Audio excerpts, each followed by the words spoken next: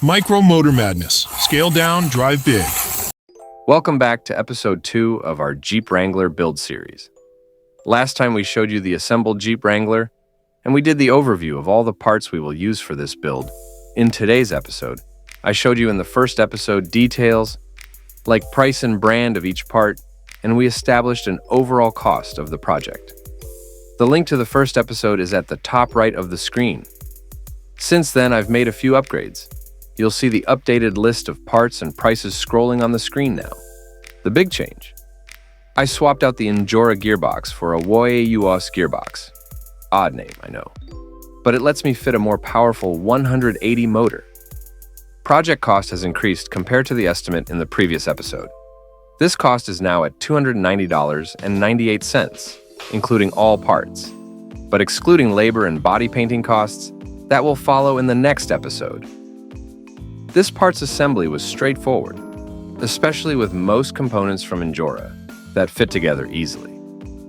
So, here's the entire assembly in a quick time-lapse. It's onto the chassis and drivetrain. The Injora parts arrived with plenty of extra screws and spacers, as always. The gearbox comes pre-assembled, but I decided to take it apart, grease up the gears, and install an Injora 50 motor. I ran the Jeep with this setup until I upgraded to an Scx24 compatible transmission that allows for a 180 motor. Stay tuned, I'll show you that transmission swap later in this video. With the gearbox mounted, I assembled the low center of gravity carbon chassis and connected the high clearance suspension links to the chassis and skid plate. I found these fully assembled front and rear Scx24 plastic axles on AliExpress for a ridiculous price of $21.99. They comes fully geared with steering linkages, though prices have jumped to $31 now. However, I did not install them as is. I did make some changes. I added Team Raffi brass knuckles up front, installed a heavy Yearun brass diff cover that I bought from AliExpress, and upgraded to a stainless steel steering link. For the rear, I installed a 1-12T underdrive gear from Injora, giving a 33% underdrive. I finished up by adding 39mm gray aluminum oil shocks from Injora and mounted S5 rock terrain tires, 56mm height and 22mm wide, on beadlock aluminum rims with brass inner rings. Below in the description, you'll see a list of the rarest parts used in this build so far. For those who have already worked on a Scx24, this type of assembly is an easy task. For those who are trying their first build, know that the parts do not come with the installation instructions. If you want the details of the assembly, let me know in the comments, and if many of you ask, I will publish a step-by-step video. Now, onto the upgraded transmission. This one have the same 55-teeth spur gear, but different gear ratio than the stock Scx24, but with a motor mount that accommodates a bigger motor. The only downside is a larger 24-tooth motor pinion. This compromises torque, but a bigger engine helps compensate. I had to make a minor adjustment, filing down the carbon chassis by less than 2mm to fit the motor all in. The gearbox, despite the challenging brand name, WD, is solid quality for its price at $18.99, including a heatsink and 180 motor. The transmission uses 55-tooth spear as stock with a 24-tooth pinion for a ratio of 2.3, which doubles the speed. We mounted a 130 high-speed motor from FMS with the same 24-tooth motor pinion on a CR18 transmission for our Cybertruck. The link for this video is at the top of the screen. Instead of the fast and noisy 51 turns motor that comes with the transmission, I swapped in an Scx18 LC80 high turn motor. It's smoother, quieter, and allows for slow speed crawling. With the chassis getting heavier, I swapped in stiffer springs for extra support. A build from scratch never ends. There are always modifications to be made, and I carry out my projects progressively over a long period of time by working on several rigs simultaneously. To mount the body on this chassis, I installed at the front an Injora magnetic body mount made specifically for this LCG chassis. For the rear, I used a C10 aluminum chassis body holder with a Bronco plastic body mount by drilling 2 holes on the bumper and 2 more on the body behind the spare tire. And I cut the spare tire carrier part off the Bronco body mount. The Injora 50 motor is excellent, but with the Scx24 warm gear, the rig is very slow and has no trail capability. With the 180 engine and 24 tooth pinion, our little crawler keeps its slow crawl capability, but also gains speed, and now it can do a bit of trail running with a speed that surpasses walking. The best of both worlds.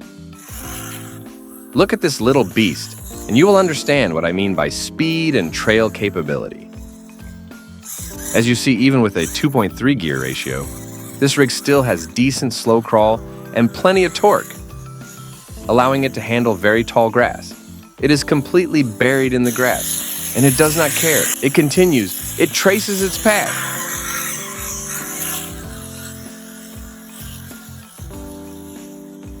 It can literally pull a wheelie while it is buried in the grass. Lastly, I added 7-gram brass wheel hexes to widen the axles by 7 millimeters, improving side hill stability while keeping the wheels close to the body. I specially choose this Injora rims because they have no offset. I really wanted the wheels to stay flush with the body for a scale look, but in the end they were a little inside. It harms a little the performance of the crawler when side hilling. But despite this widening, as you can see, the wheels do not come out of their arches much. Now let's tackle the weight distribution. I use a kitchen scale for this task, and it does the job. The front end of the rolling chassis weighs 247 grams, and the rear end weighs 176 grams. Without the body, we're looking at a balanced 58.4% front weight distribution, which is excellent. With the chassis fully assembled, it weighs in at 423 grams with the battery, while the body adds another 185 grams. It's another story. Once the body's put on the rolling chassis, the results change radically.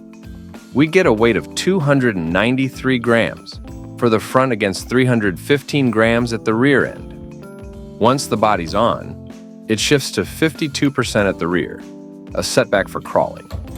To shift that weight forward, I'm using Boom Racing's 1/10 scale wheel weights.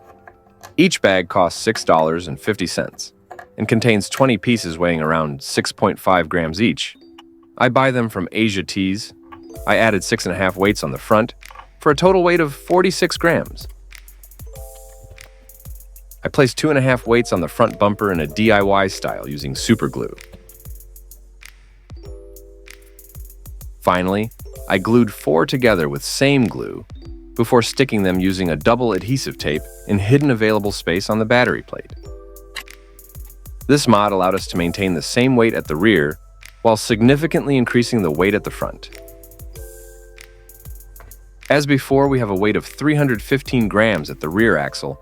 Nothing has changed, while the front axle has gained weight and it has gone from 293 grams to 340 grams.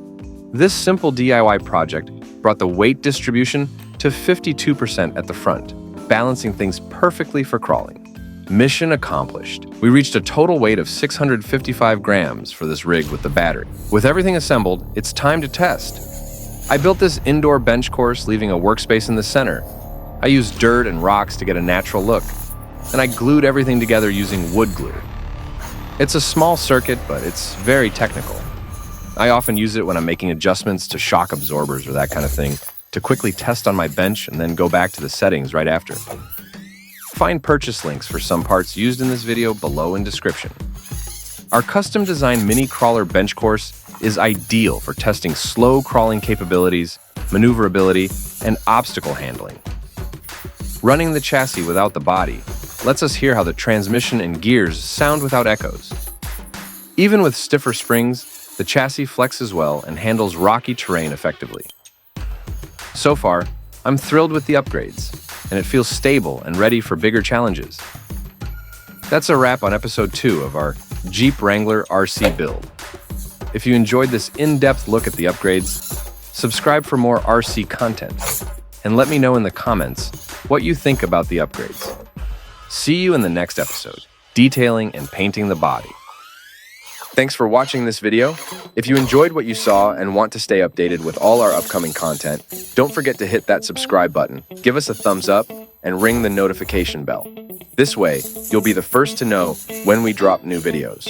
Your support means the world to us, and we can't wait to share more exciting content with you. So, subscribe, like, and ring that bell. See you in the next one.